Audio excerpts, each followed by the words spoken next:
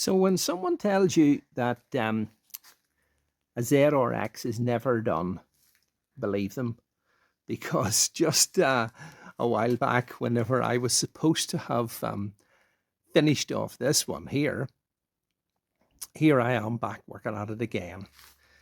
And yeah, this time I want to address something that I have been after for a long time, and that is this area here.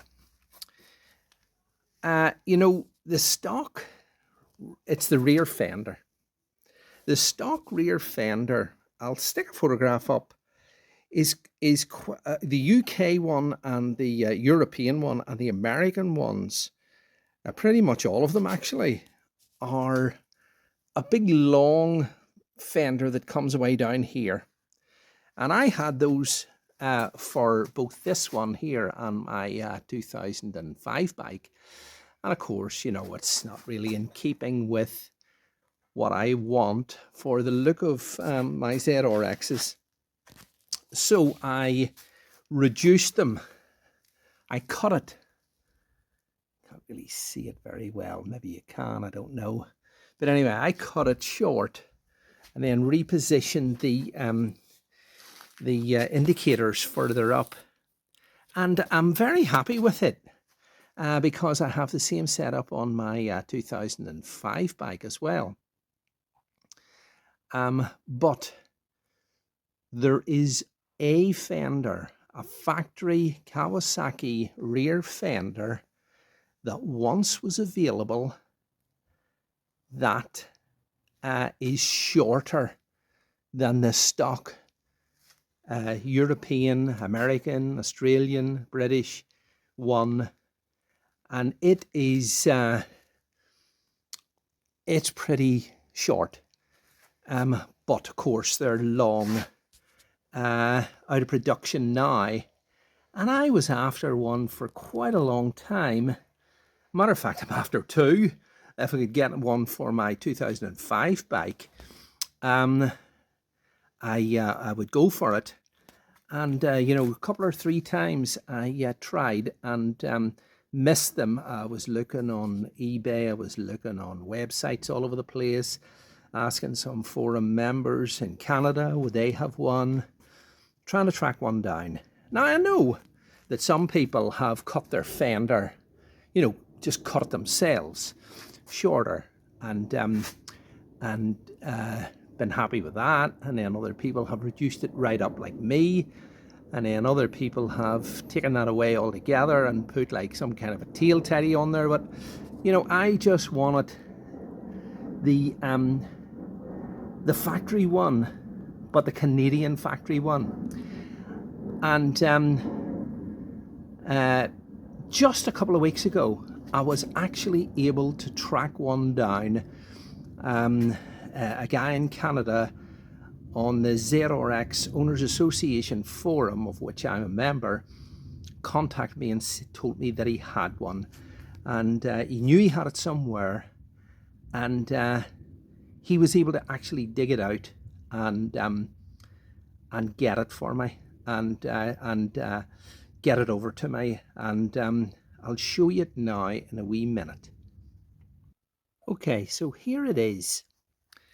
And like I was saying, some people have cut their rear fenders down a bit, and been happy with doing it that way. But this is a genuine Canadian one, and you can tell that by, you see these two little rubber, you know, cushion bumpers or stoppers or whatever they are, you know, just to sort of take the vibration out of the, you know, the rear license plate that would rest against there. They are present on that, on the Canadian one. Now obviously there has to be a new reflector go on there, which I will take off mine, and but there it is. And yeah, there's where those rubber things come through, and of course your indicators are mounted on there like that. Now what I had done was I had cut mine off just below this license or number plate bracket and sort of cut it down here like this and cut this off sort of up here like this and down. And then of course I then had to find a way to mount my indicators, which was a way up here somewhere. These are like rubber dampers on them, you know, vibration dampers. And but anyway, look, I will just clean this up a wee bit because the guy had it stored away somewhere. I'll clean it up, and I've also bought some new parts for it. As you can see, I've bought the new set of metal backing plates for these. You only need two. Well, you know, you need two for the front and two for the back, but we're not dealing with the front. Because again, with me having my indicators further up, it came through there, and I modified mine a little bit, and you know, so I just wanted two new ones. These screws here are goodness over 20 years old, so I bought new ones, and I bought a new bracket as well. So that'll all be going on. And the other thing is to notice that with these here, the stock ones as well, there's this little rubber strip here that cushions the you know, the cowl that goes over the top. Now, as I say, you know, I mean, you could have cut your stock fender to be like that, but that one was never cut. That's a genuine, you know, that's a genuine Canadian one. So I just want to put that on there and replace what I already have. So let's do that. Okay, so just before I take this off, here is what I was explaining here. There is the way mine has been cut. You can see that. Now I've cut it as neatly as I possibly could, but still, you know, and it's very sort of, you know, it's actually, I'm very happy with it, you know, for this bike. But yeah, with the opportunity of being able to actually finally get a Canadian one, I'll put it on and see how I like it. You know, here's a reflector here, as you can see, which will be transferred over onto that. And here, as you can see, is where my indicators have been raised up, you know. But anyway, let's get this one removed.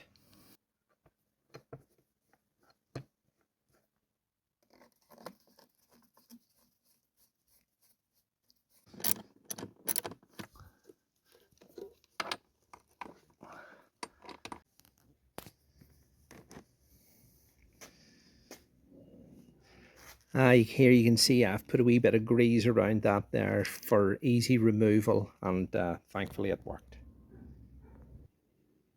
Okay, so that's all the screws out, the bolts out for the grab rails and everything that would be there. Now the stock rear cowl here is three pieces, and with a center section here, and you'll see a line on it there and there, and that allows you to kind of spread it a little bit, you know, whenever you're trying to get it out. But you know, I had my painter weld mine all together so that it's a one piece, and that always makes it a little bit, you know, a little bit tricky to get it out, you know, a little bit awkward to get it out, because you're trying to sort of spread something that's now one piece instead of three pieces. And sometimes what I've got to do is loosen these wee bolts and sort of move the tail light out a wee bit, you know. But look, I'll try my best to, I mean, I've had it in and out a number of times, and but anyway, so I know it works. It goes in and out fine, you know. So, but look, I'll try and get this here out successfully without damaging anything. Okay, so that's the tail unit removed. I'll just show you this here.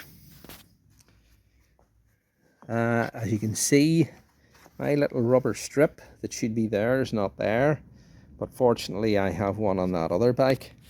So we're getting there.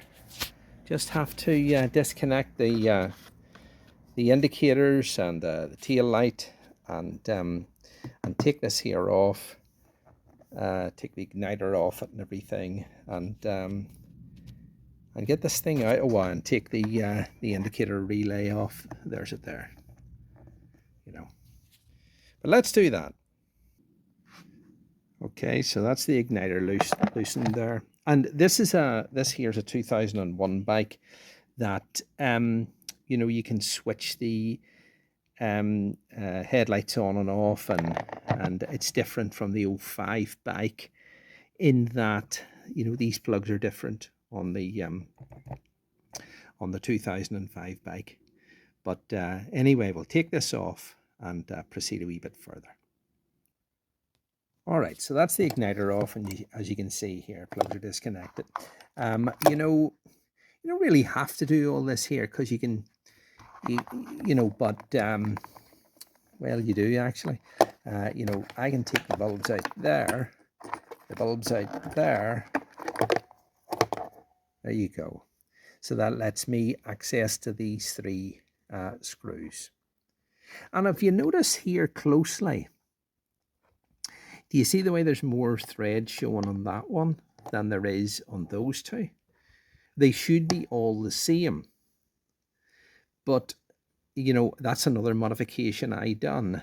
And that was, you'll actually see here, I made a new top hat bush there that is reduced on the other side. And the reason for that is it kind of draws the tail light further in at the top than normally it would be. Normally it would be kind of sticking out a wee bit further and sort of drooping down a wee bit more. But mine so ever so subtly kind of pulled in a wee bit more at the top. Okay. All right, so that's the tail light there taken out. I'll just show you this here that I was talking about. Yeah, wee spacer there. Our top hat spacer. See the way these ones have like a rubber kind of a grommet there, and do you notice that that has been shaved off there and is flush on that side, whereas those aren't? I mean, I can lift that right out, but those ones there you can't. Anyway, okay, so we're nearly there. There's a little connector here. You see it there, that wee white one on the indicator relay. We'll not worry about that just yet. Just unhook the indicators here and here. All right. Now we'll need to make a note of which is the left one and which is the right one, you know, so we don't get mixed up. These indicators are not stock ZRX 1200 Kawasaki ones. These are the rear ones of ZX 9R, which are like this, the ZRX ones, but they're smaller. They're a bit smaller, and they follow the same pattern and everything, but they're just not as bulbous as the stock ZRX ones. So I like them because they're, you know, they're stock Kawasaki. They're stock Kawasaki parts, but they're kind of, and they're in keeping with the bike. But they're not with these wee dinky, silly wee ones that a lot of people put on, and I don't really like those. I like something that looks factory. But anyway, there's certain years of these here that you can get that have a different connector, and these ones have the correct connector that just goes into that. But unfortunately, both the connectors are black, you know, instead of a grey one for that and a black one for that. So, you know, I just need to make a note of which one's which. So we'll do that, take those, disconnect both of those, unhook it there, and take these two wee screws out here. And then that should drop down and let me get at this relay here for the indicators. Okay, so that's that finally off. Here you can see where I have labeled the indicators, right, left and right. You can see the little sleeve, or the little retaining rubber sleeve there for the indicator relay. And you can see the position where I was saying that I moved the indicators to. So there you go, quite a bit of stripping at that there, guys. To get that out, you wouldn't have thought it, would you? But yeah, I knew what it was going to be like. Quite a bit. I'll bring this over here and show you it in comparison to the other one. Okay, so here you go. You can see here quite clearly how that has been modified to suit the inside of that slope bit, you know. So I'll take all that off and take the indicators out too while I'm at it.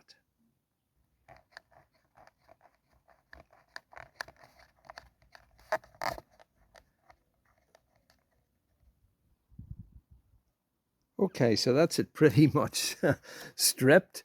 I'll just take this old bracket here off that I'm going to replace, and let you see a direct comparison between the two. All right, so there you go. That's it done. Quite a bit to that there, like, you know. And like I say, you see the way you can see. I'll show you here. See the way you can see those wee grommets there, and they go through. And then this one here, I modified it. Here it is. Here it is here. I actually cut the outer part of that off so that when it goes through, it's flush at the top, and that kind of moves the light up a wee touch, rather than, so it's basically only a matter of, you know, that bit cut off and then that part there reduced. But of course I made a new one. But anyway, there you go, and you can see here the position of where the indicators would be. Now I took the rubber dampers out. I'll show you those now. Okay, so set those to the side. There's the correct rubber indicator dampers there, you know, vibration dampers, and they go in there. They go in there, and then you know, I mean, that is sandwiched in between that. So you've got a rubber on either side of it, and then whenever your indicator goes in, you've got a plate on the other side as well, a metal plate here. But of course, like I was saying there, I had cut the plate. Not only had I cut the plate, I'd also cut the damper, you know, to suit it. So, you know, I mean, the damper would have been like that, you know, in two pieces, but that was modified, so that's why I had to buy new bits. Okay, here's another thing that I have just noticed, and I bought a new, here's it here, a new bracket for the license plate, as you can see. Now this is obviously a UK spec license plate bracket, right, to replace the one that I took off, the Canadian one. And there's the one that I've just, I mean, that one would have done, because I had refurbished that and spread it, but I just thought, well, I'll buy a new one. But here's a thing here I noticed. You see the Canadian one? The Canadian one is different. I'll just show you. Look. You see that? See how different that is? You know, that one there just simply goes straight on there like that. Okay. Now, the Canadian one's meant to do the same, but for some reason or another, this part of it here is a different shape to that. Do you see that?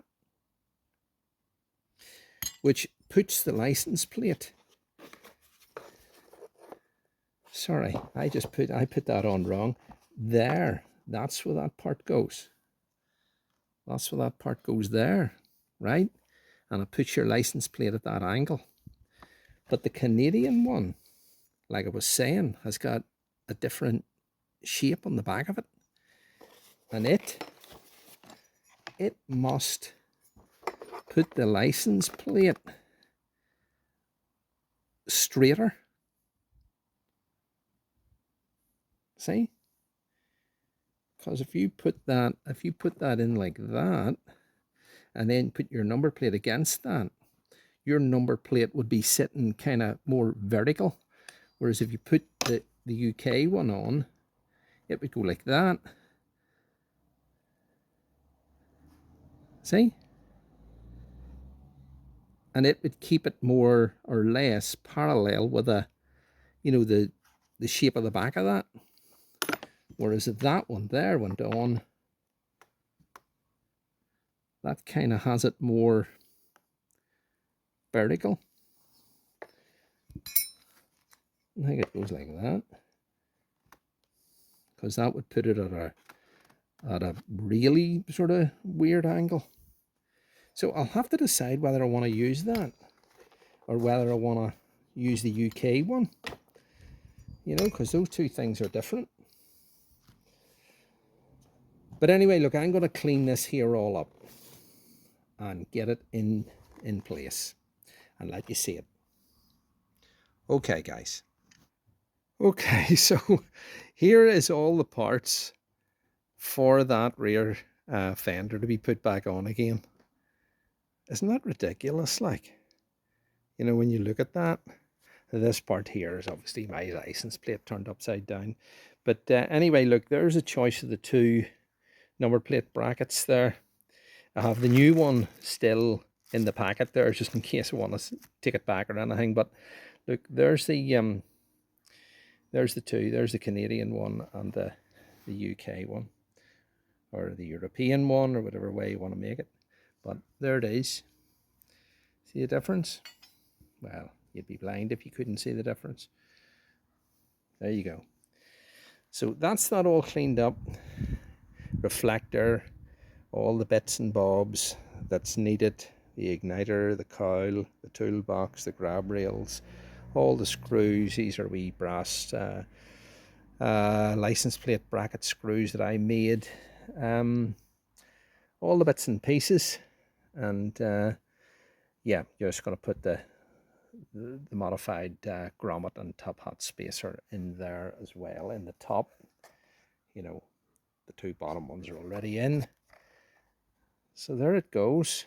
And of course, these are the two wee rubber bumpers that go down in there. Yeah. So there you are. I want to get all this here put back together again, guys. I'll let you just see the bike, the state of the bike. There it is. Look at that. That all has to go back together again. Anyway, let's get this done. Okay, so I know I still have the tail light and the cowl to go on and grab rails, etc. But look, there is the this Canadian rear fender rear built up again with the indicators on in their proper position, and that has got the Canadian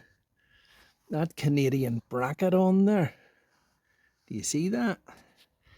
There's the angle there, and you can see that gap at the top there, the way that would be. Okay, so there it is. So I'll put the UK one on, UK bracket on, let you see that.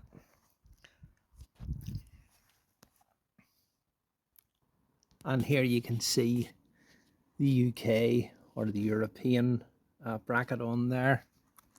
You can see that the license plate itself is sitting at much more of an angle as opposed to the Canadian one. You can see that it's not even touching those dampers. See that? So it's a personal preference as to which you'd rather have. You don't have that gap there at the top either. But I think anyway, in the meantime, I'll just put the fender on the bike, and then we'll make my mind up with that. Okay, so there's the Canadian fender on, the tail light in, everything hooked up, indicators and all the rest of it. Just a matter of making up my mind what I'm going to do with this bracket. You know, I mean, that's the proper way to put it on there, with that part, you know, to the top, you know, but that means your number plate's more vertical. Or, now you can't, I mean, you would think, well, what about putting it like that? And then but you can't because those screws are, you know, the angle the screws come out at here, it doesn't thread in right, you know. You just can't thread it in right. And that's a wee bit, you know, they're a wee bit off center. Do you see that? Towards the bottom. You know, they're not in the middle, those parts there. So it can't go like that. It has to go like that. So it's either that way, using this, or the UK one. Okay guys, so here it is. In the end, I just couldn't make up my mind whether I wanted to go for the Canadian bracket on there, or the UK or American or European bracket. And in the end, because the fender itself, or the rear fender itself is Canadian, I just thought, what the heck, I'll just keep it all the same.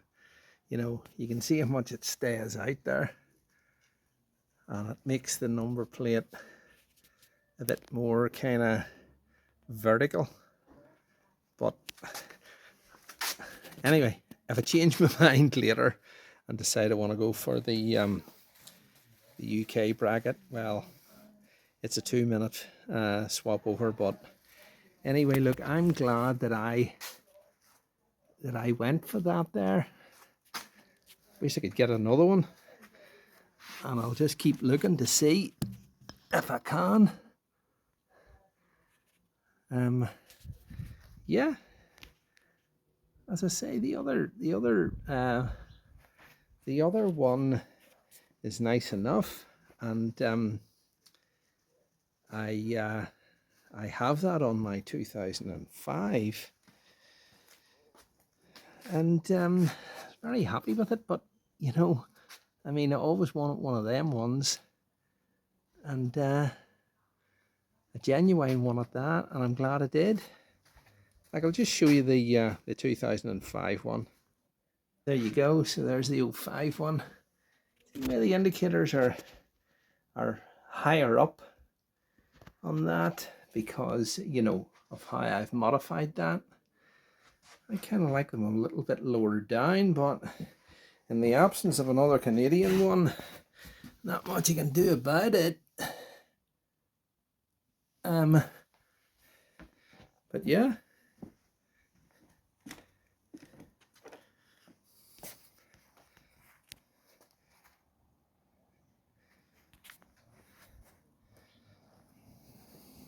There it is.